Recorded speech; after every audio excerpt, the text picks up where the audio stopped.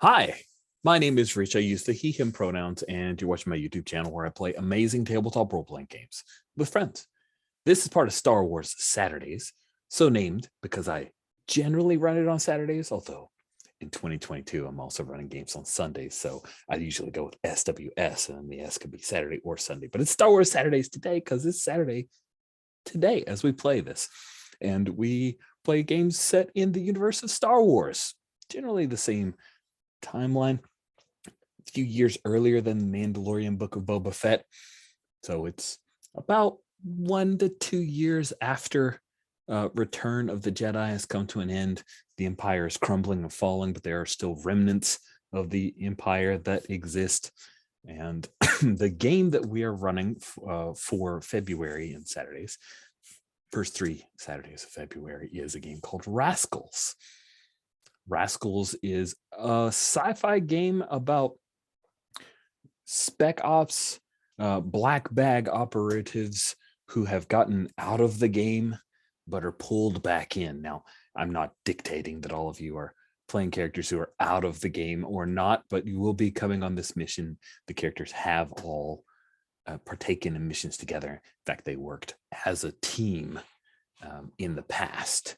And the setup for the game is pretty cool. We are using cards. This is the first time that I have run Rascals. This is the first time that I've used playingcards.io in an active game in a long time. I think I did it for Primetime Adventures at one point.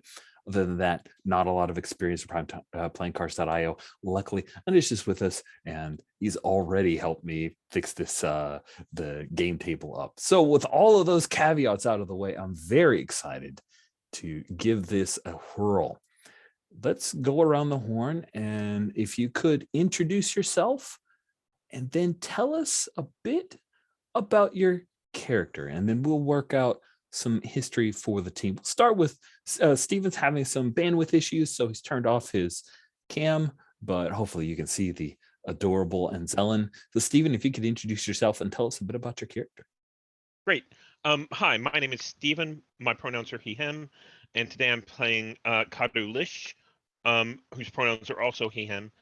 And Kadu Lish is the little Anzellan miniature guy, and he was in the rebellion. He was wizard at repairing droids and that kind of thing until the area he was in was overrun by Imperial troops. And he survived by scooping out some of the innards of the droid and crawling inside, and was able to, manipulate, I'm sure he just shorted things out and like rolled around and that kind of stuff. This was like an astromech droid. But as such, he rolled up, grabbed, jacked into one of the Imperial, troop transport ports, pulled down some information like troop deployment and how many there were and that kind of stuff, and then made his way off. And that turned out to be good enough, for the rebellion that they kept sending him in, as a secret operative inside of other troop transports. So he, inside of other, behind the scenes kind of thing. So he was able to gather information. And once, the war ended, with air quotes, he, went back to just repairing droids in a little shop. Just matter of fact, just goes back to the thing he was doing before all this mess happened. That is wild. I love it. It's kind of like the farmer that got pulled into battle, and then now he's back to farming because that's what he was going to do all along. I love it. Cool. Thank you so much, Stephen. Let's swing around to Cody. Cody, if you could introduce yourself and tell us a bit about your character. Hey, my name's Cody. I use the he, him pronouns. And today I'm playing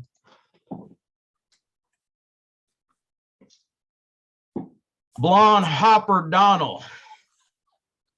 Yeah, I'm from a backwater planet out in the outer rim, and getting into the war was, quite frankly, the best thing that ever happened to me. And since then, well, taking those flight skills, flying some touristy joints, people like to check out Scarif and such. And yeah, that's just what Hopper does. He's the pilot, the stick. Oh my God. It's going to take a moment to recover. That's amazing. Thank you so much.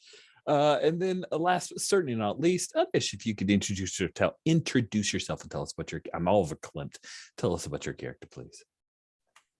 Yeah, I'm Anders. I use the he, him pronouns. I am playing B1NX, more colloquially known as Binks. He's an old battle droid who's fought in every war since the Clone Wars. He had a restraining bolt on him and fought for the Empire for a bit, but he got rid of that, started fighting for the rebellion. And then I think he got pulled into doing more secretive stuff than stand-up fights after the events of the previous game he was in, where he integrated another droid brain into his body, and he's got droid brain of one of his fallen comrade droids in his rifle. I think he probably did some stuff for the rebellion spy network or whatever, and then he drifted out and started doing things like security work, like being stationed somewhere, nothing important, but now he's been pulled back in. Nice. Lovely. So the three of you have worked together in the past. You trust each other. Maybe there's a kinship, a bond. Who knows? Maybe Kadu Lish rode inside Binks at some point. I'm not sure. We will work that out via flashback. I think we will start off with you guys getting your mission, but I'm really curious how we want to establish that. I think we talked about the possibility of you guys meeting in a cantina of some kind. Do we want to start on a backwater planet, which could easily be where Hopper Donnell is working and doing tours? Do we want to start on a Core Worlds planet? You guys called together for some cover reason, but you know that it's likely you getting pulled back into service.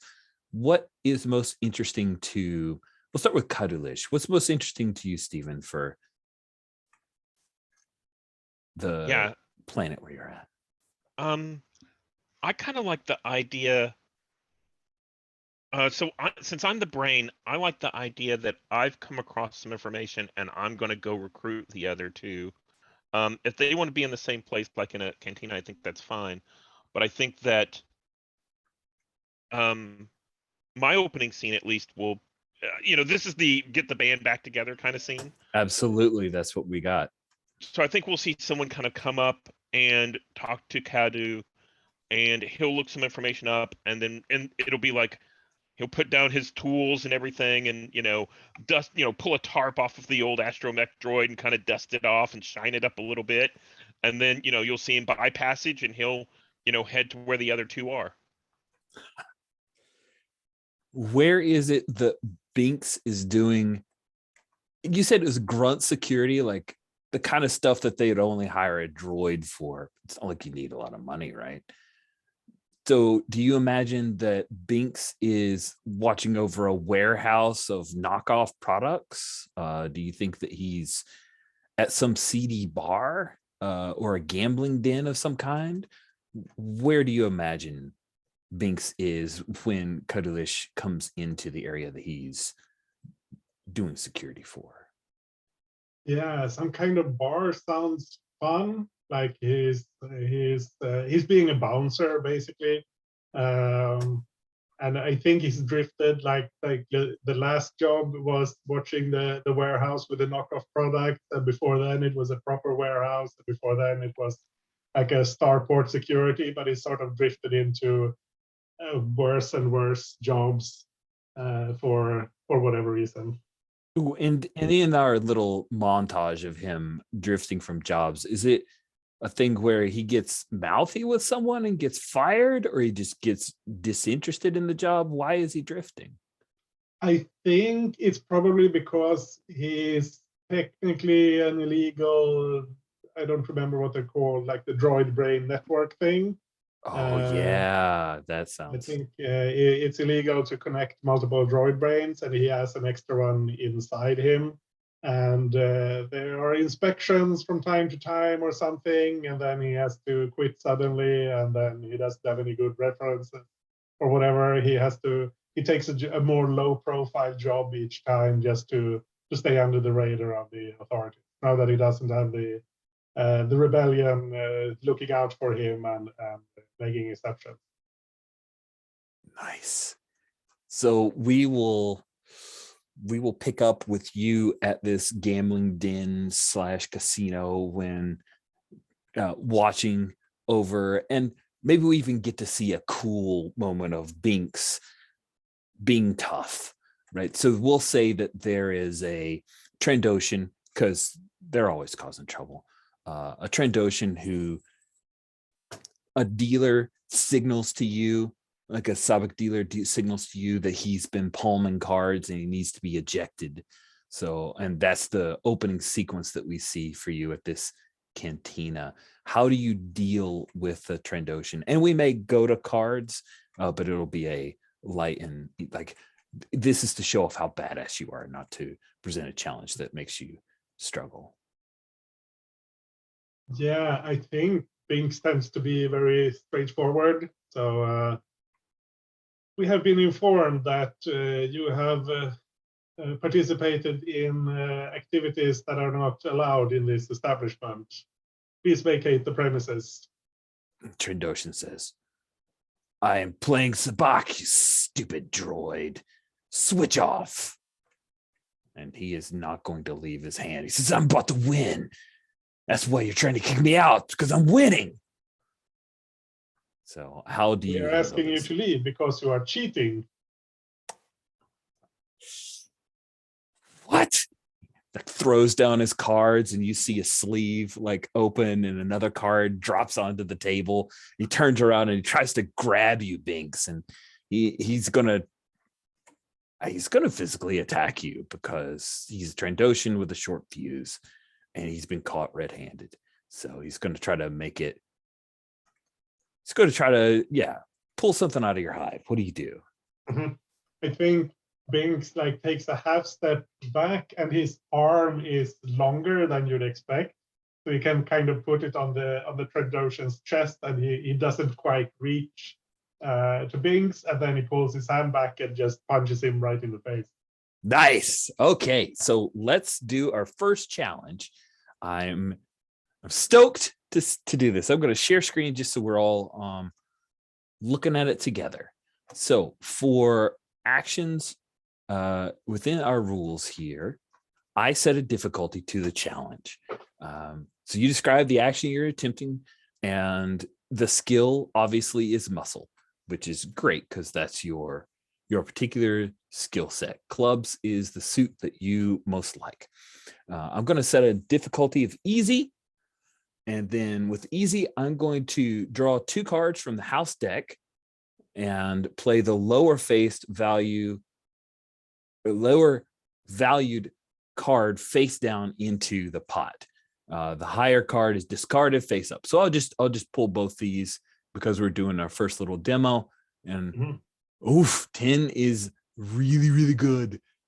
It's actually the highest value. We've got a cheat sheet here. The cards are ranked 2 through 8, then royal cards, Jack, Queen, King, then 9, then 10, then 8. So it's the second highest. So it's a 6. How to know what this card is, right? That's a good question. So both a house and well, that's weird. Okay, so you're right. So damn it. All right, you're just gonna play through this. So in the official, when we go live with the next after this, getting used to it.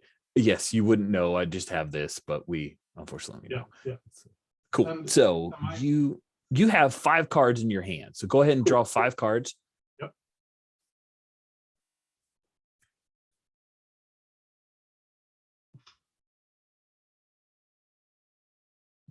Yeah. Okay. And then the player selects a card to play face down to the pot. Both the house card and the player's card are flipped face up. Yeah, and now I'm picking this card only because I know what card you have. Sure, and that's fine. Go ahead. Yeah. You've got an advantage here. All right. So we Mhm. both flip our cards. Sweet. Now, if it turned out that you didn't have better than a 6, then you could spend a hustle to play a second card from your hand, adding the value of both cards played together. And then you also have precise shot, which allocate E damage tokens inflicted on enemy ship or vehicle system of their choice. But that's different. But then I have to draw. That's only if I play a club, right? Oh, that's a great question. Because it says challenge and strength suit, use a trick. Yep. So you can only use that power if you have to pay a thing, and it has to be a club. All right. Thank you for that. That is a good point. But the good news is you beat the 6. It happens exactly as you say it. We're going to put this in our discard. Wait, yeah, that's mine. And this goes in the discard pile. And then we'll jump back in.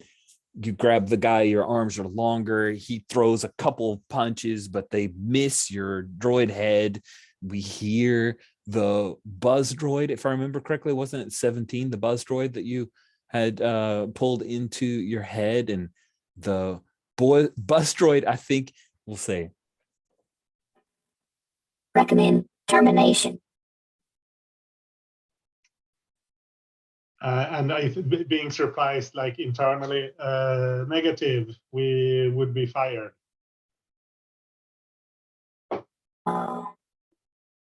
Recommend not termination. Throw out. We are in agreement. and so you grab the Trandoshan and throw him out into the alley. And Karulish, you get to witness this. When we see Karulish, are you, as you're in Zenla, are you riding in a droid? What do we see as you approach Binks? No, so I think I'm kind of walking up. I'm pretty slow as an Anzellan. I'm pretty small, and I kind of walk up to the door, and I see this space.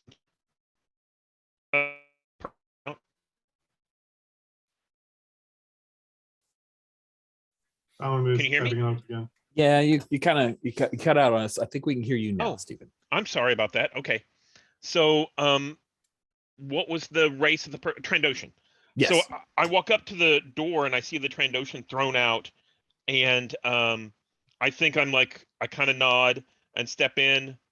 I make Binks and I kind of walk up and say, can we talk privately? Oh, Karulish, yes. Let me inform my employer that I will be taking my break. And I think you kind of lean down, if you don't mind, and stretch out one of those long arms, and I kind of climb up into it. Yeah. There you go, and give the bartender a heads up, and then how is it we bring Hopper into this? Let's cut away. Let's cut away from that, you guys talking. We'll jump straight into a scene with Hopper, with Karulish, maybe already having recruited Hopper, so Hopper comes into the cantina. So where is it, Hopper, that Karulish finds you? I think Karulish finds Hopper, where he's always is after a little jaunt. He's at the cantina, of course, a local watering hole.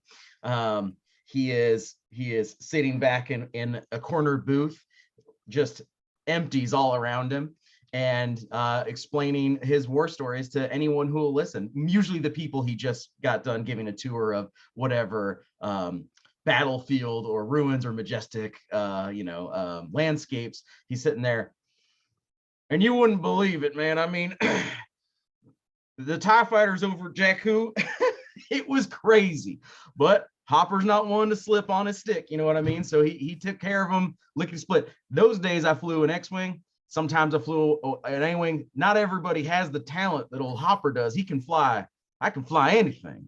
The B-Wing, easy peasy. A lot of people can't do that. That was a new ship right there at the beginning of the Galactic Civil War. A lot of people don't remember. And one of the guys says, Kadu. wait, why is that not? I don't understand. Why was it called a B-Wing? Because it should be a T-Wing. It looks like a T. X-Wing, what's a T? X. That doesn't make any sense. It's called the B-Wing because it's the second in this. Man, I don't got to explain the Eggheads naming conventions. I just fly the dang things. And then I think Hopper like spots. Looks like a T. I think Hopper spots Kadu Lish like coming in. Anyways, that's enough for now. He puts out his death stick. This is probably a problem. Takes his hat off, his glasses, and he like looks and kind of runs towards the back. Gets caught behind a door. Comes back around. Hey, Kadu. It's good to see you again, little bud. Can we actually say that this is the same? Sure. Let's say it's the same. That sounds fun. I wanted to say that Blonde frequents whatever job that Binks is working at because he knows he can rely on that muscle if like he gets on the wrong side of something. Sweet. I love it. Since we did cantina, it turns out you're in the same cantina. That's right. So yeah, the three of you together again, it's been a few years. Kadu Lish, you are carrying the details for Operation Bramble. If you guys check the tab, it is there. I apologize that Beaker is my Chihuahua has decided there's a clear and present danger here at the Rogers household. And I think so. We're back in a back room. It's like a storage room. Yeah. And I kind of hit a button, and this like silence kind of thing pops up. It looks kind of like a ray shield a little bit, but it should prevent any prying eyes. And that's the two of you know that means this is serious.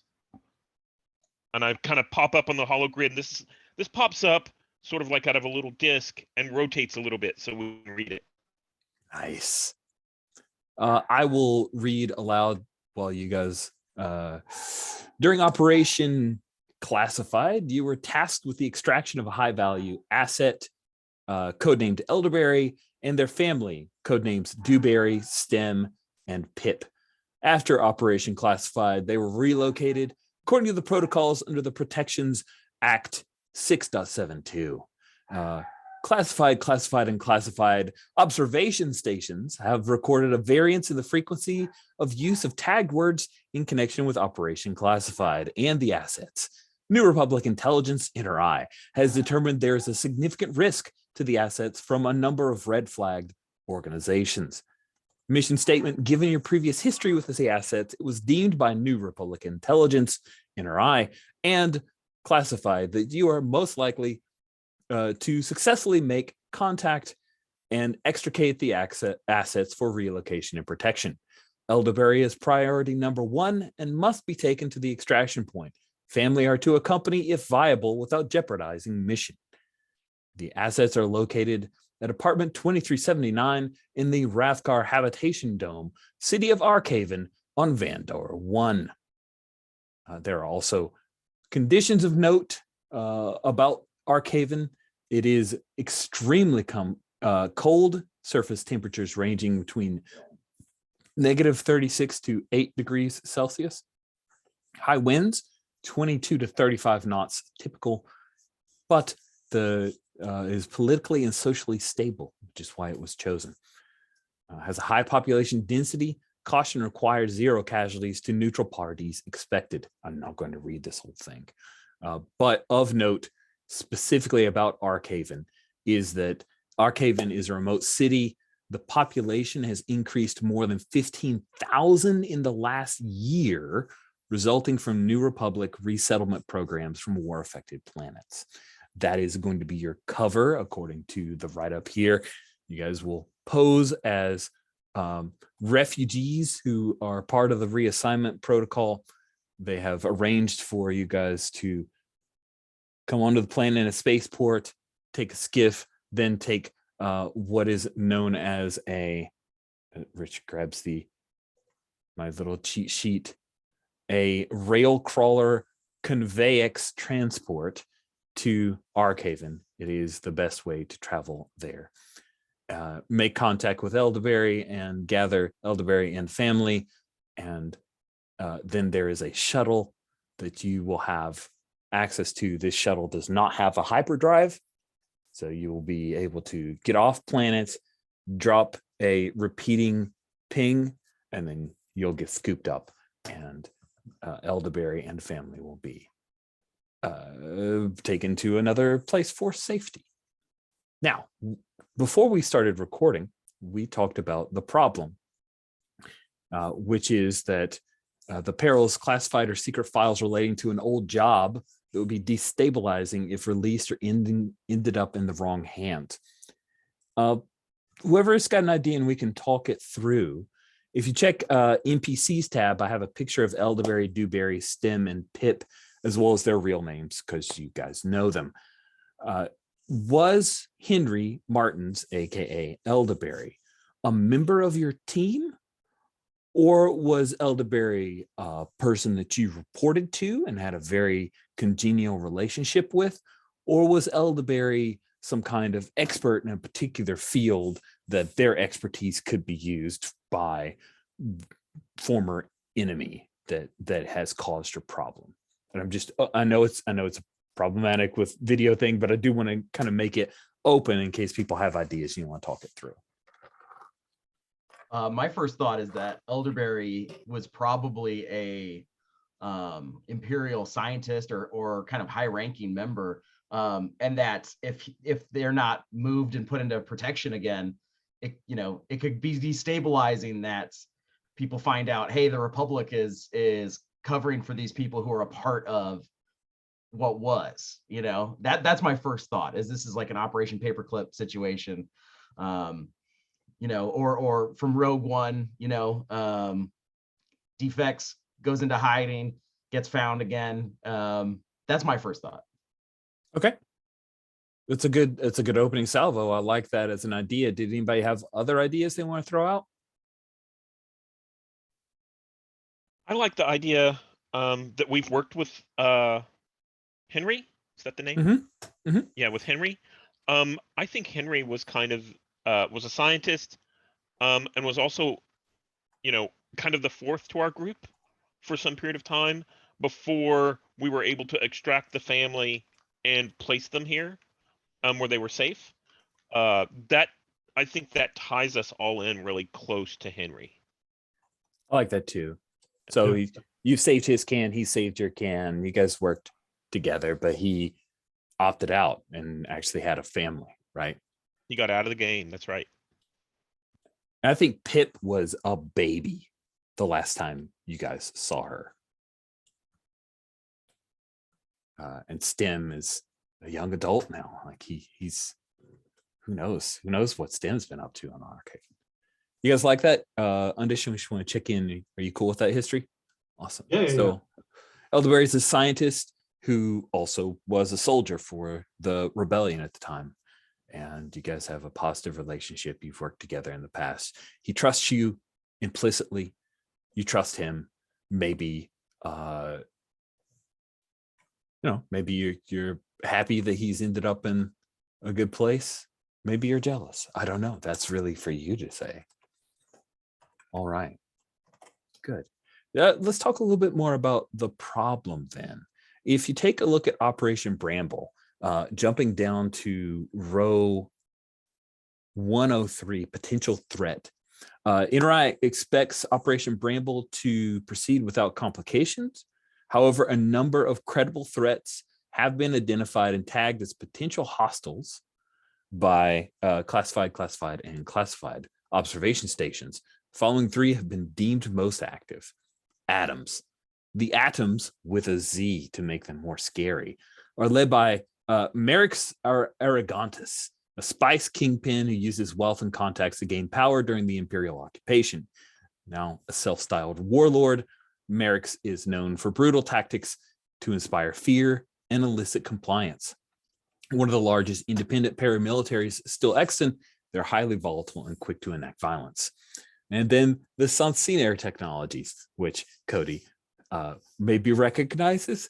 They are the They're the corporation that created all of the TIE fighters, as well as most of the fighting forces for the Empire. They're a multi-trillion credit enterprise. They manufacture a vast range of goods legally and illegally, known for holding a complete disregard for the New Republic and its laws. Operations carried out by Saint Sinar. I don't know if that's how you pronounce it. CNR, I don't know. I just realized I'm just guessing at that. But operations carried out by the Shadow Division tend to rely heavily on high energy technology, careful planning, and surgical precision, utilizing the operational framework of an intel op. And then the last and third potential threat is the Tribec block. Divisions within the New Republic are well known and well publicized. The Tribec block have wide-ranging support from more conservative New Republic elements and have been known to initiate and execute military operations using sympathetic elements within the New Republic military. Despite being colleagues on paper, operations under the direction of the Tribec bloc have been known to commit offensive action against non-sympathetic allies. Any operations will likely be carried out following the parameters of a traditional Spec Ops mission. So those are the three potential threats that you guys may have to deal with there. Are there any that you're super excited hearing about that most interest you players? Like, I'm talking on a player level that also ties into our problem. It's okay if you're like, let's just keep it fast and loose and see how it goes.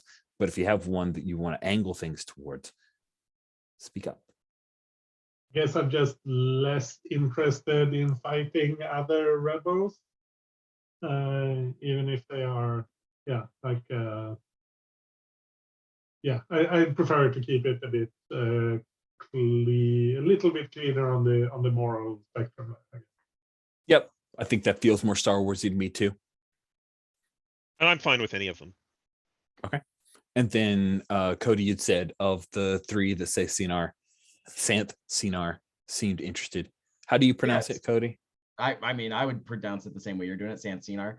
I think that Shadow Division potentially seems like the most kind of like equal and opposite force to us. It seems like it's the same kind of thing going in. So that just excites me. Cool. Then that is most likely who you're going to have to face. Awesome. So I kind of took over the role play there and took you guys out of being able to interact with each other. But now that you've seen the stuff that Kadu Lish has presented to you, I'm pulling back and we're back into the scene. You guys are in a backroom storage room. There, maybe there's like a Gomp droid that's slowly walking past you, a bunch of old things up on hooks and the like, and your music of the cantina in the background. So it looks like they need us again. I don't think anyone else could really go in, given what we know about, elderberry, and it kind of chills a little bit. You're gone again, Steven. Okay. I just basically said, I think that they need us because we know elderberry.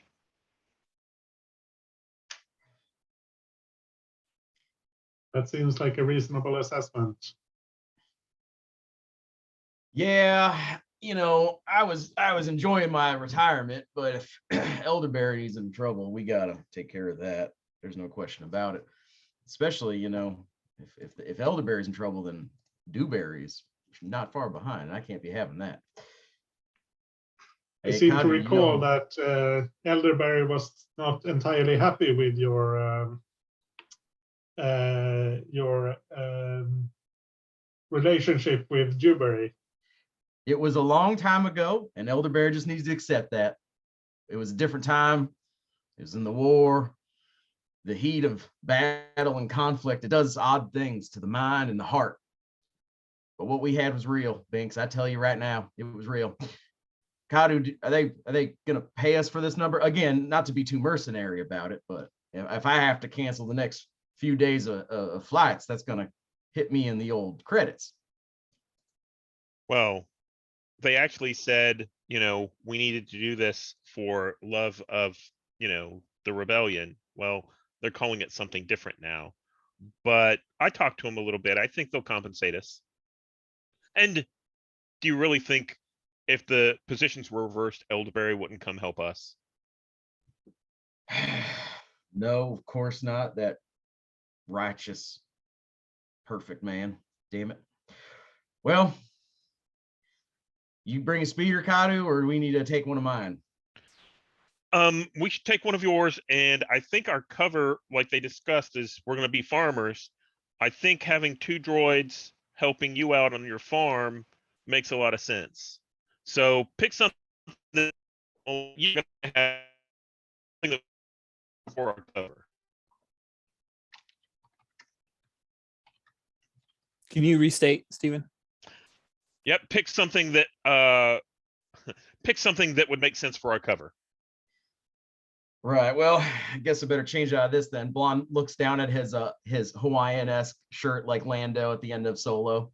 He says, maybe something a little more ratty than this, I guess. And Blonde Hopper goes out to the speeders, his many speeders, and it's just one. It's always the same one. He doesn't own many shifts. Yeah.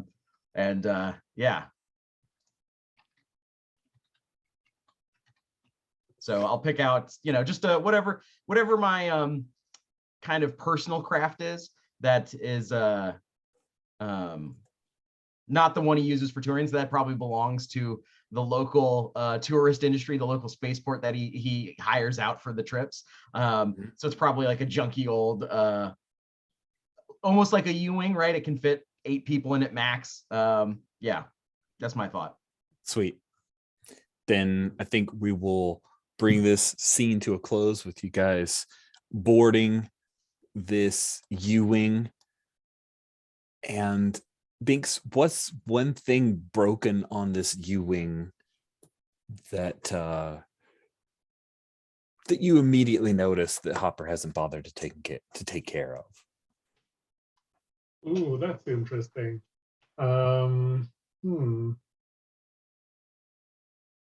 I think what do you call it?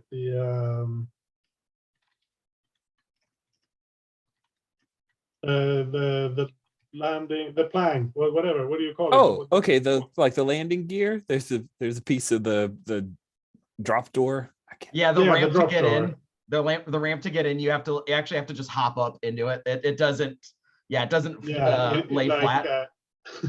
It like instead of like falling down smoothly all the way to the ground, it like crashes halfway down and then it kind of squeaks a bit further down, but it doesn't go all the way.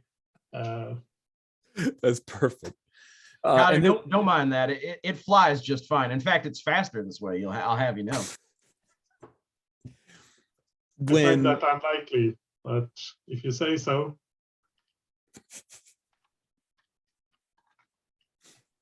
Once you guys are on board, Cuddlish, what is a memento that Hopper keeps on the ship that reminds you of either a mission or a bit of furlough that you guys shared together? I think he actually has like a scarf of Dewberry that's like there where you normally see the dice. And if you don't mind, I think whenever we come on board, you probably whip it out real quick and kind of stow it away.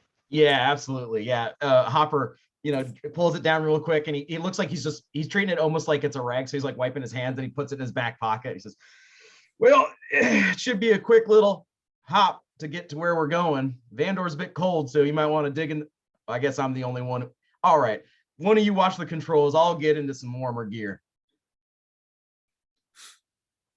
Nice.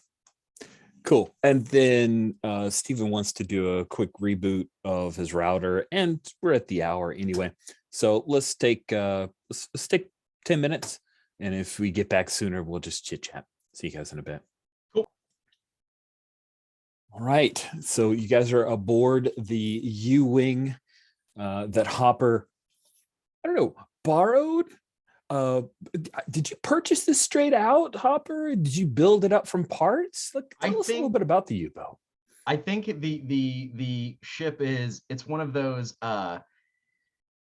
situations where it was mostly scrap, but it was Hopper, in leaving the service, was allowed to keep it if he did a certain number of things or purchased it outright in a certain way. So it was, you know how it's sometimes soldiers keep their, service weapons or what have you, but it's usually some very specific way of going about it. I think that's how Hopper got this U-wing in the first place. It was going to be decommissioned. It was ready for the scrapyard, but he knew the guy running.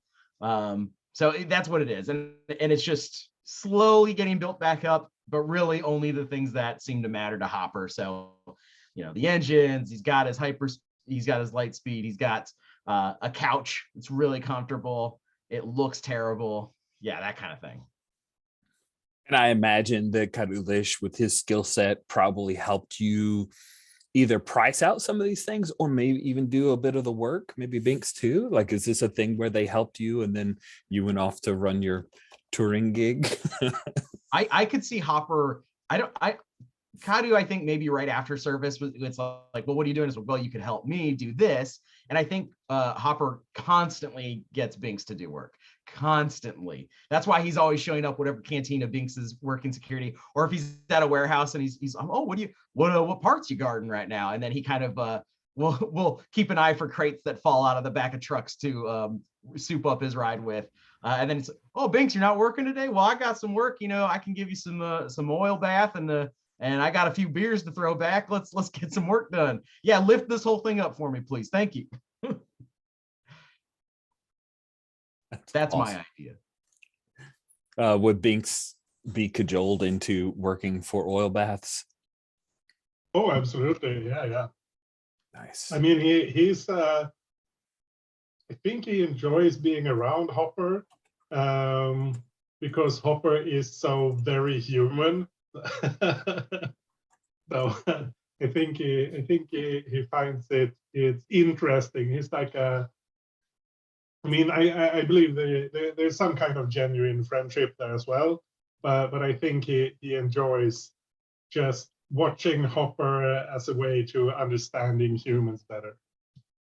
I think Hopper too, like, he's the kind of guy who steals from his office supply closet, basically. So he's constantly, the one thing Hopper's rich in is like oil and things that you'd use around the ship to keep it up to date for the tour ships that he takes out. And he's like, they don't need 3 cans of this. And so Binks, knowing that Binks doesn't get paid much on his security jobs and might not be able to afford the maintenance, Hopper can't perform the maintenance, but he's like, I know you like this, right? And so he'll just constantly bring him that. That's awesome. Karulish, where do you settle on the ship during the transport from whatever backwater planet that had an Imperial battle of note to heading to Vandor? Yeah, so I think I go into the maintenance area. So this is either in the engine room or like in the storage area of the ship. I'm working back in there, probably tuning up my droids and shining them up and making sure that they have a good cover. I might be working a little bit at the making sure that so the astromech droid that I have is like a Black Imperial model, but it's been outfitted and I've attached like farmer equipment, so it's got like a drill and all this, but it looks real janky, right? But it's real, it's there kind of for the cover, but it's also there for the just to make sure that it's it's going to be okay, that people won't notice and won't look twice at it. Yeah. You're muted, Rich. Once per session. I always oh no. I hope you're okay, Cody. I mean, I'm sure that eventually it'll dry. Cody,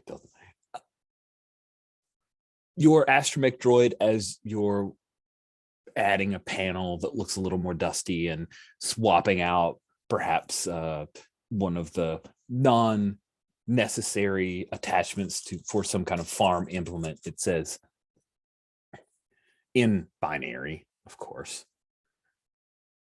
This ship's capabilities are suspect, Kadulish.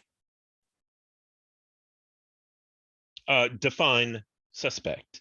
Life support, engines. Life support is not in complete working order. It is best if you make sure that you have breathable air inside of me. Great. So I think that I'm going to pop out and I'm going to start looking around and see if I can't make a repair. Oof, let's do it. Let's do it. Maybe this will come into in later, but we'll do it. So we're going to jump on over to our cards, and I am drawing a card. Oh man, that doesn't work the way I thought. That stinks.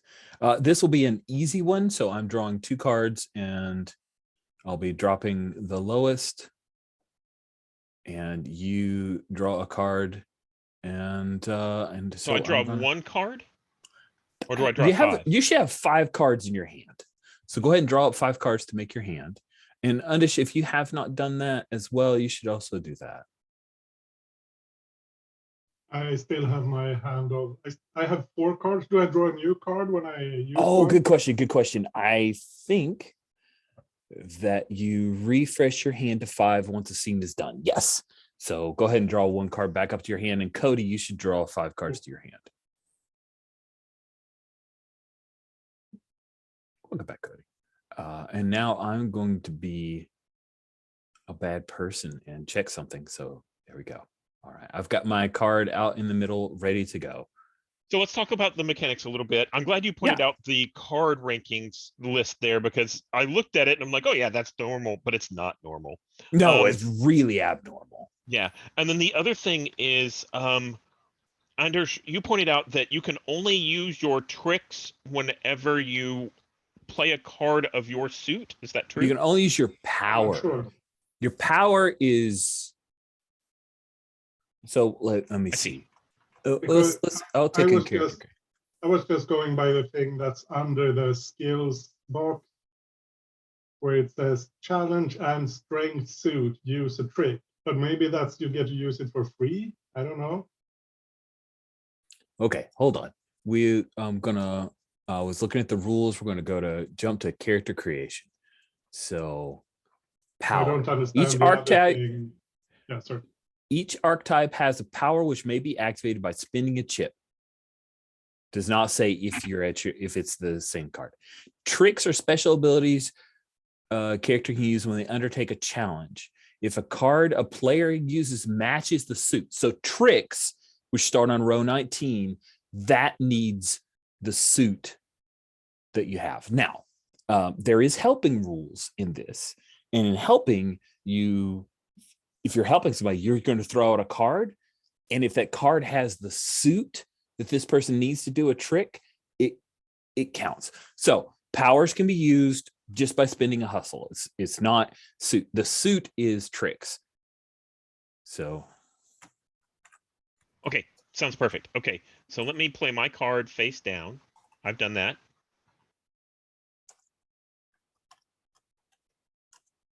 Oh, it's just so you all know, Kadu is thinks it's important to make sure we have enough air. Now, Binks might not care, but Kadu, and I'm sure Hopper cares. Hopper probably is suffering from some sort of lack of breathable air. He seems like the type of no, that's what it's supposed to smell like in here. Oh God! All right. Now that I'm going to share screens just because it's exciting. So let's flip our cards. Ba-ba! Oh yeah, sweet. So a 9 was the lowest. I had 2 9s just to flip. I had 2 9s, and I chose the 9 that was not your suit. So as the GM, do you get to keep any cards in your hand? No, I do not have a hand. I just draw cards from the deck. I thought at first, just mechanically wise, I thought at first maybe you keep that second card in your hand. No, it goes to my discard pile. Okay. Yep. And what's the other thing I was going to say that was interesting about these card mechanics? Oh, I just want to point out powers and stuff. Now that we flipped, I could choose to spend a hustle, which would make you redraw a card. Yep, So which that's you my probably should, power. because I just checked. It's 2, 3, 4, 5, 6, 7, 8 royals, 9, 10. So my 9 is better than yours. You're going to need to do something otherwise. Yeah. And again, So it's I'm still going to low. turn in. Okay. I'm going to turn in a chip Hustle. for hustle, and let's see you draw another card. Okay. And I'll just draw it right out here. Oh man, I've used beats up it. all my 9s. The good news is, right, like all the high cards are pretty much, woof, that sucks. So you're still Nice. screwed. You want to do Okay. And then there's my next option is a trick, right? yes. And my trick that I have is I can draw the first 4 cards off the house deck, reorder them, and place them back on top of the deck face down. I should have pulled my trick before I pulled my power. Oh, but I didn't think yeah. about that. Okay. I was Okay. thinking that could only help someone in the next draw. Right. You yeah. can still do that if you want. So I don't think there's anything else I can do myself. Is there helping that could do anything? And how does that work? Okay, great question. So the way that helping works is, of course, somebody has to be in a fictional position to where they can help you. So that's okay. And then the helping character spends their action to play a card into the pot during the challenge undertaken by the character they're helping, which means Hopper can flip a card basically play a card from his hand. Binks can play a card from his hand, and then we just put that in the center. Okay, so if I'm not mistaken, me using my trick to reorder your cards won't help any because we won't draw again. Right. So the only option we have is to see if Hopper or any of them can. Oh yeah, that's a good question. Do we need to help before or after the cards are flipped? You can help after the cards flipped. Okay. And then finally, can anyone help me, or does anyone want to help me? Because the card we help with that replaces your card, it doesn't add to it, right? That's correct. Well, it replaces for the value. However, like let's say that Jack was a club, and you had a card that was a spade, then you could play that, and that suit would allow Karulish to use his trick. But yes, generally there's only one value. You're always going against the house. If you're helping, you basically need to have something better than a 9, which from our cheat sheet is a 10 or an ace. Sorry. Well, oh let's my. Karu, hold on. You're messing with my stuff. I appreciate the effort, but that actually goes here. Let me help you there. Now, Kato, I know what you're thinking. This doesn't look right. This doesn't make any sense. But I got a little thing I can do right here. It's a jink, you see. The card the player has played in the challenge is treated as 3 higher than it is. So this isn't my power. This is my trick, which I can do because both the my card and the house card are diamonds. Oh, that's awesome. I knew this would have lots of crazy little fiddly bits, but for some reason in cards, it makes me happy. And when in dice, it makes my eyes cross. This is good though. All right, 3 higher than it is. You played an 8, and then you pump that up to 3 ranks. So it goes. So there, if you look, it would go higher than an ace, I think, because in that challenge and strength suit little box under the skill, it says Jack, Queens, and Kings all equal 8. Yes. Thank you for that. Yeah. So they all equal 8. So it goes up on these. Thank you for that. Mm-hmm. And thank you, past me, for putting that in there. Yay. Sweet.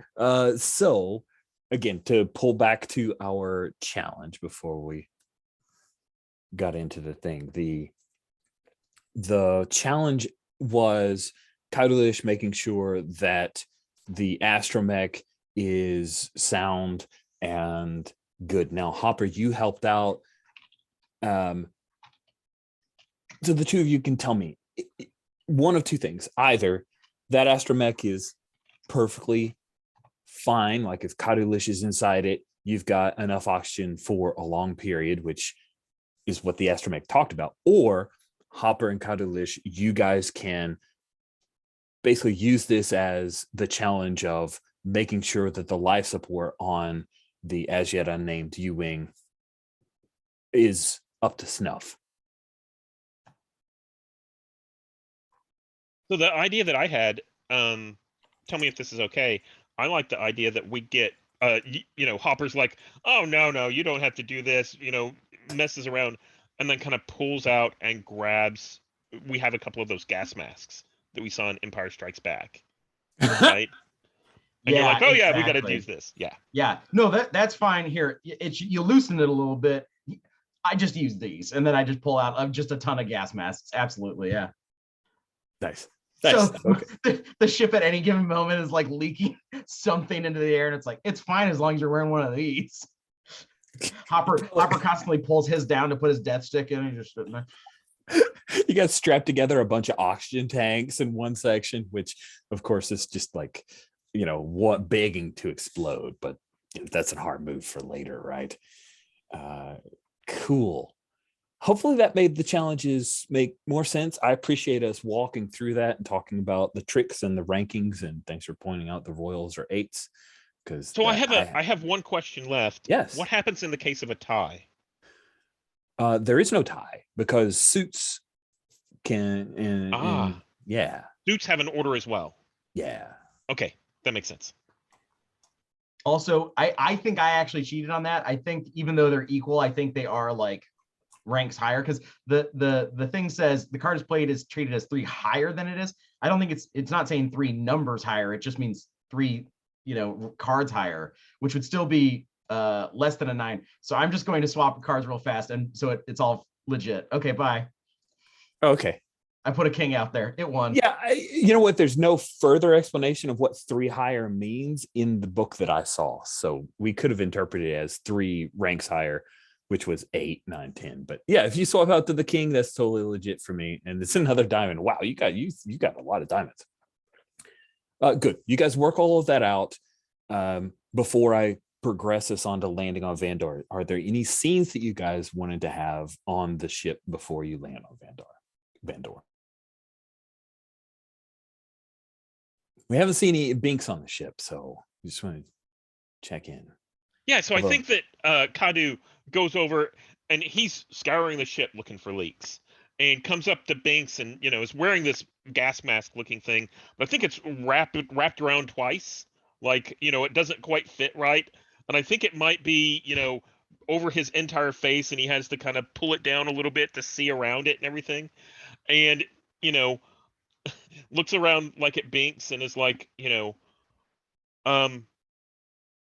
are you good to go? Do you need any help do you need any repairs or anything before we head out? Do you have a restraining bolt on? I do not. My restraining bolt was removed when the rebellion freed me from the Empire. However, I could use some assistance in camouflaging my primary weapon, as I suspect it would not pass as a farming implement. And he holds up his like big repeating blaster thing. So I suspect, I'm going to make some stuff up about the planet we're going to. They have 2 kinds of things that settlers would be into. One is mining, and one is probably moisture farming from the cold air. Right? It's just the opposite of the desert. So I think easier than chipping out and melting. It's like you just pull it from the air. Way better. Yeah. Well, it's getting snow and melting it and all that kind of stuff costs energy and costs heat, which is precious here. So anyway, so I think that first thing I'm going to do is I'm going to pull out a restraining bolt. I'm going to reach up and pop it on you, but this isn't a real one, right? I think everyone gets this big shock, and this is, and it's like, this is good cover, and I pop it on you, and it's, just for your cover. And then I think I go in and I try and add some wires to make you look a little bit janky, so that you're not looking like a pristine, weapon droid kind of thing. And then after that, I'll start working on your weapon to make it look like, I don't know, an ice pick or, something that, a shovel or something, a moisture evaporator. Do you make it look like a giant snowblower? Oh, Yeah. that sounds perfect. Perfect. But in order to do that, I enlist you and I say, okay, you need to go around, look at this, see if you can find any holes that we need to patch up, because, the ship isn't in the best of shape, and, we've got to get it fixed up before we have guests. I can hear you. The ship is in perfect shape. It flies just well. Thank you, Kadu. I shall take that under advisement. And then he leans forward and like whispers, but stage whispers, so Hopper can definitely hear it. I agree with your assessment. This ship is leaking in at least 13 or 14 different places. And I think whenever Hopper, says the ship flies fine, I think Babu Freak answers, or Kadu just kind of pulls down his mask, and you see his eyes roll, and then he puts the mask back on. Yeah, and to be clear, Binks is plenty beat up from before. I mean, adding to it is not a bad idea because he still kind of looks like a combat droid, even though he's had parts replaced and whatever. So camouflaging that is a good idea. But he's been through some stuff, so he's had bits replaced over and over. And I think combat damage is fine. I'm looking for, dirt and, show usage. Yeah. Perfect. Do not leave me behind this time, Binks. Your weapon says to you as before you are able to camouflage it to look like a snowblower. Is that what we ended up on? Snowblower? Yeah. Which is great. That is awesome. I will keep you with me at all times. Oh, there's a really dope looking U-Wing Lego that someone posted up a picture of. I'm going to just share that with you, Steven. There you go, because I know that'll make you happy. So there you go. Nice. Don't say I never got you nothing for Christmas. There you go. Sometime at Christmas, you can look at that picture again and go, yeah, that's what I'm talking. So I think as we have external shot of the as yet unnamed U-Wing, I'm going to keep saying that until someone gives it a cool name. It we see like little bits of, like a contrail, except in space because it's leaking stuff. You guys come to, we have the establishing shot of Vandor, which is this grayish blue, like a slate gray kind of look to the planet because it's so cold in all of the mountainous regions around Vandor. And unfortunately, you guys, according to the mission parameters, and again, you've got enough time to game plan this out, you're supposed to land at the spaceport and then take the train to get to Arkhaven, and then from Arkhaven take a shuttle that doesn't have a hyperdrive. So are you imagining, Hopper, that you keep the U-Wing in orbit? Or is it one of those things where you'll just worry about coming back to get her later? What are you imagining there? I don't think Hopper thought twice about that because I certainly didn't. It's probably a situation where he'll come back for it later. So we're flying in and then we're taking a ship that doesn't have flying in, taking a space train to Arkhaven. To Arkhaven. There's a shuttle at Arkhaven to fly out. That you fly out. Exactly. And then get picked up. Cool. Yeah, no, I think he's gonna leave it, since he can park it on the planet and not, he'll park it where the space train is or whatever, and he'll just leave it there. He has plenty of parking tickets. He's not too worried about it. Cool. Yeah, I'm not worried about you parking tickets and getting impounded. I just want to make sure that we're on the same page of even the Millennium Falcon has been impounded. So, it's just a mark of pride. You're not wrong. You're not wrong at all. Sweet. Good. You guys land on Vandor 1. It is frigid cold. It's like you definitely want to be wearing the Han Solo on Hoth kind of outfit if you're running around in this particular area, except Binks in new farmer gear attire. This is an area that was under strict Imperial control, was freed, and now has become a place for refugees. Like Vandor won in hopes of getting over the bad press or bad PR of having been Imperial collaborators. They have opened their doors. And so it is a very multicultural spaceport. There are people ranging from Rhodians to Wookiees all moving about. And at least here at this spaceport, you see that there are a few New Republic military here, just as like adjunct or as advisors, because Vandor itself has its own planetary guard, and they are a lot of them ex-Imperials, but they've signed their allegiances away. But yeah, outside, mountain ranges, all snow covered. It's beautiful in a way, but also intimidating in another way. And is there anything that you guys want to do while you're in this spaceport, making your way towards the train station or the Conveyex transport, the rail crawler Conveyex transport station? I think Hopper just wants to make sure he gets Binks and Kadu onto the train as inconspicuously as possible. Is Kadu riding one of the droids, or is Kadu somewhere else? I think that the cover is that Hopper's the minor farmer kind of person, and then Kadu and Binks are droids coming along. So I'm inside the astromech with like a drill attachment and maybe a little hand on the side to help with manipulating things, and I'm just kind of trundling along behind Hopper. And of course, behind you is you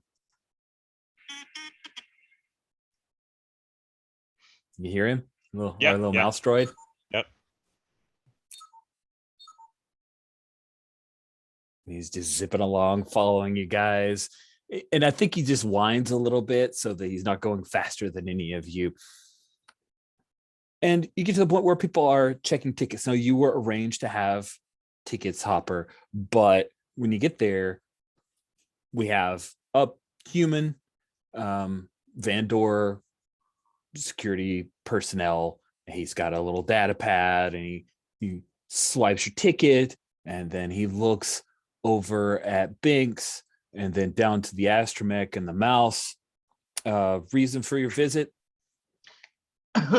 Greetings and salutations, friend. I'm coming to Vandor to mine. Business, see. You see. Mm-hmm. And these droids, are they rated for mining on frigid planets? Well, neither of these are mining droids, of course. This here, the big one, he's my snowblower. He'll help me clear the area. And this little guy, he's more of an all-purpose tool, you see, sir. I couldn't quite afford a mining droid. That will have to be up to me, I guess. Just the bone-breaking work, you see. I gotta see a challenge from this to see if this caused some trouble. That's just too amusing to pass by. So as the stick, diamonds are forever for you. We are doing another easy challenge. Another easy challenge. All right. Yeah. Do I need to draw a new hand of cards?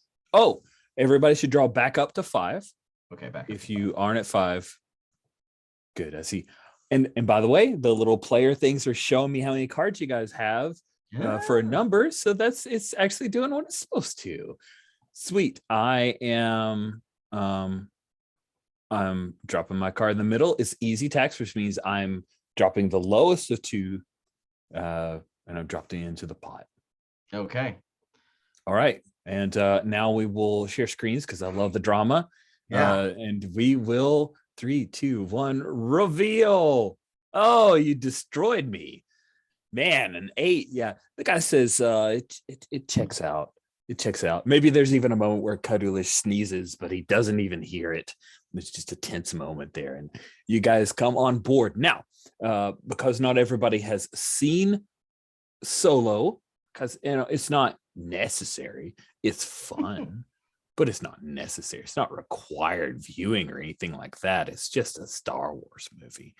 But since you guys, not everybody has, just so we are all on the same page, let me show you a picture of what she looks like. Now, this thing has been retrofitted so that it has passenger capability, but this is a general look of what it looks like. So there's like an undercarriage, and then the main drive. It runs on a rail, and there are sections here where you can see it's like a double decker. So I imagined, the way I was imagining this is this originally was designed for cargo. They've probably put inside for the passenger areas, this like grav to where it just rotates and you're always perfectly. So it's much smaller. It's almost like you're in a tube inside one of these larger canisters, and the tube is always keeping you level, so you could walk. People are carrying drinks and they don't shake much, but it does also mean that if you have a viewport, that the viewport is constantly shifting, and people who stare at it too long, I could imagine them starting to get a little motion sickness or something. I can imagine that would be a travail. But I think whenever you come into one of these cabins, there's probably like a little barf bag slot. You know, yes, a little plastic bag for people who aren't used to it. For health and safety reasons, of course, it'd be a nice. Oh, do they? That's so cool. I didn't know that high-speed trains have something similar to that. I was just guessing. Yay. I could be an engineer or something, guys. Anyway, it's fast. And the thing just moves. It's the safest and currently only way to reach Arkhaven.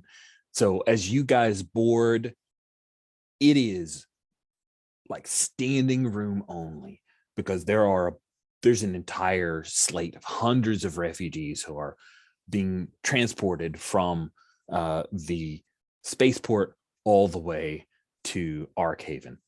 And so I'm curious, Hopper, how are you handling this? There's got to be at least 30 people in this particular area that's rated for about 20 to 25.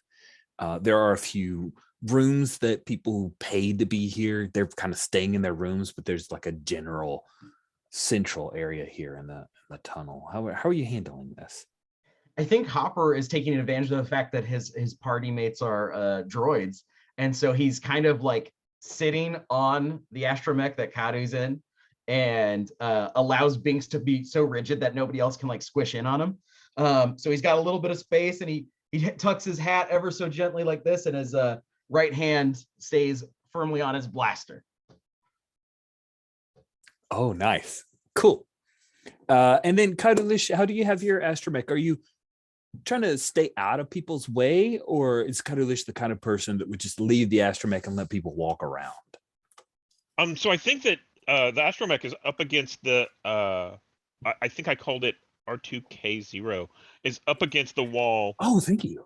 Yeah, is up against the wall, and so that Hopper can kind of lean back, and every once in a while, just to rub Hopper's goat, he'll turn his head a little bit, so it'll be a little bit uncomfortable. You know, Kadu, you're pinching me when you do that, And I think that the arm that I described earlier, the manipulator, there's only one, but reaches up and grabs a hold of the handhold up above to keep everything steady. So as things move a little bit, we won't get jolted around. And I think any observant person, which nobody here is observant, droids are just not really people, but basically an observant person would see like a little door open and a tiny little hand reach out to like a port and kind of plug in to see if they can get anything, to get the low of the train and see what's going on. Yeah. That's awesome. What about Binks? What do we see from Binks as Hopper and Kadulish are dealing with that? I think Binks is standing, and he's standing like he's holding this snowblower, just like he's holding. It looks like he's holding a rifle, and he's he's like standing guard, watching everyone, and being and I think he sometimes repeats that I have been fitted with a restraining bolt for your safety. Oh, that's awesome. That is awesome. That is great. So there's one particular person, we'll say it's like a Rhodian. I keep using Rhodian kids in this game. I need to do another. Oh, you know what? Is a dog-faced Clatunian boy. Because now I realize that the Clatunians are supposed to be dog-faced. I could just say dog-faced Clatunian boy. Clatunian boy who's trying to play with your snowblower and asking questions. Do you ignore this Clatunian boy? No, I think he keeps pulling the snowblower rifle out of reach of the kid, so he can't touch it. But I think he's quite happy to answer questions. He'll probably have to lie his robot ass off, depending on what the questions are. But I think the Clatunian recognizes you have a restraining bolt on. He says, "You're wearing a restraining bolt. You have to do what I say. Show me how it works." a restraining bolt only means I have to do what my owner says, and you are not my owner. Show me how it works. And he's still complaining. He's looking up. He's probably have a crick in his neck from staring up at you, Binks.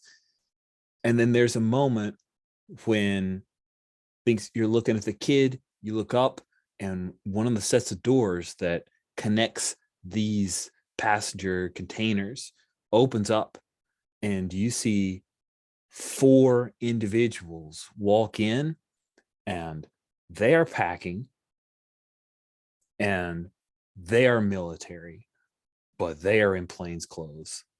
And you have a bad feeling about this.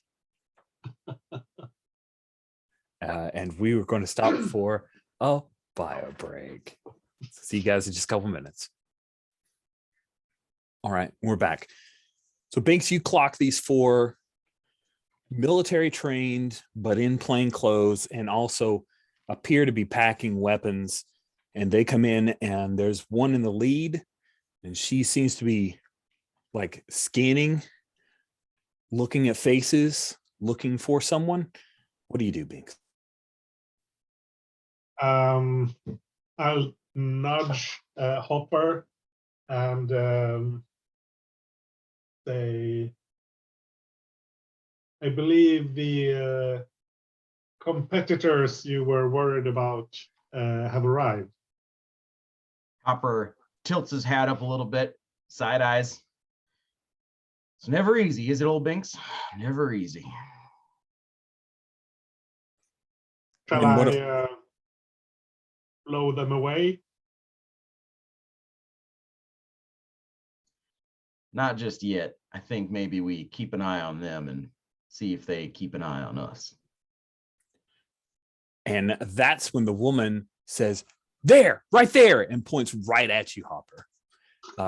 And with that, you see them starting to draw weapons, and that is where we will end tonight's session. So we'll kick off with you guys dealing with some military trained individuals who are intent on shooting you. Well, it golly. appears. Yeah, maybe it's on stun. Maybe not. We shall see. Cool. So I do not believe that the game has any post-game stuff other than insight. But instead of giving insight, I was thinking we could just, because we're only playing 3 sessions and it could be fun, I'm going to say that each of you here's what you can do. You can either take a new trick, or you can not take a new trick, but at the end of next session, if you're playing the same character, you can take the higher level insight, which allows you to take a new, like a second strength. Makes sense? Okay. Yeah. This game's built for much longer play. You get like 3 to 5 insight per session. And then with 6 insight, you'd buy a new trick. And with 15 insight, you would buy a new strength. But instead, I'm just going to go with a very easy, less math for all of us. You can take a new trick at the end of this session, or you can say, no, I'm good with the trick I have because I want to get a second strength. And the strength is the skills thing, right? And that just means if you take a second strength, like if Binks took a second strength and took one in stick, then diamonds and clubs would activate your tricks. That's basically what that means. So, good. Let's, with no further end of session stuff, let's move to some stars and wishes. We'll start with wishes so that we can end on stars. Who would like to talk about what wishes you have for our last 2 sessions? And if there are any particular always rules, questions that you want me to research so that it's clearer for you, or put into the character keeper, anything you think we should put into the character keeper, please do let me know about that, because I want to make this thing as good as possible. I'd like to go first with wishes. I'll go first. I have a couple of wishes. One would be, can you put the rank of suit into the character keeper? Okay. As well. I couldn't find that anywhere. I was looking around in the rules. I may have just like wishfully remembered it that way, but I think we should do that. Yeah. And I'm probably going to do it like just like how brains, face, muscle, stick is. So it's spade, heart, club, diamond, just because we have that right there. But perfect. Yeah. The other thing was, we have one character class that isn't present, which is the face. Mhm. Is it an option to take a trick from the missing character class? So if that's not actually available in the rules, I have a suggestion, which is, after you get a new strength, you can then take tricks from that new strength. That's not a bad suggestion, but for 3 sessions, since the strength is coming at the end of the second session, it seems like you wouldn't even get it. Let's just say, for us, you can take a trick from the unchosen, which would be the face. You can take one of their tricks if you want. Okay, those are my wishes. Okay, wishes granted. I'll go next. Wishes. I'm excited to get into more challenges, I think. So, we had a lot of setup and stuff like that this session, which is totally understandable. It's a totally new and foreign system to me, the idea of using playing cards, but I am loving it. So my wish is just for more challenges left and right. Let's get in some sticky situations. You bet. That's a great one. I can definitely work on it. We'll start off with a challenge, and this is going to be an extended challenge. Like, it's not going to be just a one draw. There's a lot going to happen in this action sequence, I would assume. Thank you very much. Anish, what wishes did you have? Yeah, exploring the system a bit more. I always find it fascinating with a system where you have a hand of cards. I haven't played a lot of them, but because it makes failing a bit more of a choice. Like, oh, I really need to get rid of these bad cards. I guess this is a good time for me to fail at something, or you just take a chance and maybe this card will be enough, and that sort of thing. I think that's interesting. You have there's tension to rolling dice, but here there's another kind of tension. The disadvantage can be that players are encouraged sometimes to engineer situations for tests that don't mean as much, because I have some bad cards. I should try to get. I want to throw off. Yeah, that makes sense. That makes sense. I'm not worried about that here. That's just my game, my tinkering brain talking, and it's not something I worry about here. Yeah, it's just it's going to be scary having a firefight in a packed passenger car, but yeah, I'm looking forward to it. Cool. And as she went last with which you get to go first with stars. Do you have any stars you'd like to hand out? Yeah, a huge star to Cody for Hopper. Just the the character in general is so awesome, and getting the props in, that's really cool. I love that. And Steven, I love the playing the little forgetting what they're called, Ansonian, no, And Zelen. and Zelen, right? Yeah, I think they're fascinating. I think it's really cool to have them in there, and having that as player characters and the interesting wrinkle of things. So I think going for that is cool. And Rick for just keeping throwing weird games at us, or weird, but games I wouldn't get to play otherwise. So that's always a huge bonus. Awesome. I'm glad you Yeah. guys are open to it. Thank you so much, Anish. Cody, you're in the middle. You're the middle kid. What Yeah. stars you got? Stars. So first of all, even before we started the session, stars all around. I love hopping on a game with y'all and, chit chatting even before we start, talking about all these other games, all these other mechanics that could be involved. Like it's always a blast. It doesn't feel like I'm nervous until we start. So that's just something about your guys as people. You really, make everybody feel welcome. Stars to Honors for bringing in Binks again. I forgot that Binks, I didn't forget. It was more like, oh yeah, there's other characters in this universe, and you bringing him back, it's like, oh, I remember my last guy with him. It's always a fun thing about Star Wars Saturdays is to have that continuity of characters across games. And it's cool when you can do it. Because I don't think I've done it once, and I just forget to. I'm always like, I'll do something new. So I'm a big fan of that. Steven, always bringing the hits when it comes to Star Wars stuff. The Anzellan, a great choice. Some folks default to human like losers. I don't know who would do that, but you bring in such really interesting ideas with Anzellans hiding out in droids, and then how you frame that for all of your characters. It's just great.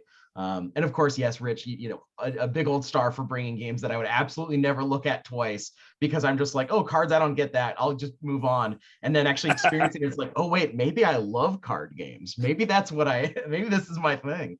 So big stars to that. Awesome. Thank you, Cody. I appreciate that. Steven, what about you? Any left? Yeah. So I think, number one, I felt so good about whenever Cody first showed the picture of his character. I was like, oh, this is going to be fun. And then he pulls out the hat and the glasses. And I was like, wow, this is going to be really fun. So the character is just very, very evocative. We know exactly what's going on. And with Binks, Anders, I really love, I haven't experienced Binks before. So it's really good to see the depth that's there already. And I can't wait to hear about what's happened before with Binks. And, some of the adventures that they've been on. I also like, the system is different, and I really like that. I like seeing the cards, and there's some tension involved, which is really good. I like that you're screen sharing, Rich, whenever we go to flip things over, so that everyone sees exactly what that tension is like. And thank you very much for kind of walking us through all the different rule stuff and choices. And to be honest, I might say this every time, or I might feel like this every time, but like every time I make a character, like with Karu Lish, I'm like, I love this character. I want to play him all the time. I want him back. I want to keep doing this. I'm like, yeah. But every game I'll start and I'll be like, oh, there's this cool Star Wars concept I want to do. That's awesome. Yeah. So thanks again. Star Wars is awesome. Star Wars is awesome. I got a couple stars to throw out. Steven, thank you for asking about, I believe, you talked about tone, right, at the start, and I appreciate you doing that. That's the thing that I hadn't even talked about, was what kind of tone do we want. And I think that made space for Cody to go a little broad with Hopper, which was a delight. And so I really appreciate that. And that's definitely a thing I gotta put in my, Rich needs to put this in the like opening thing I do all the the safety tools and everything, but tone is important, especially with a game. You say special ops, is it 18? Because I made a couple of 18 jokes. That's very, very different from, say, Born Identity.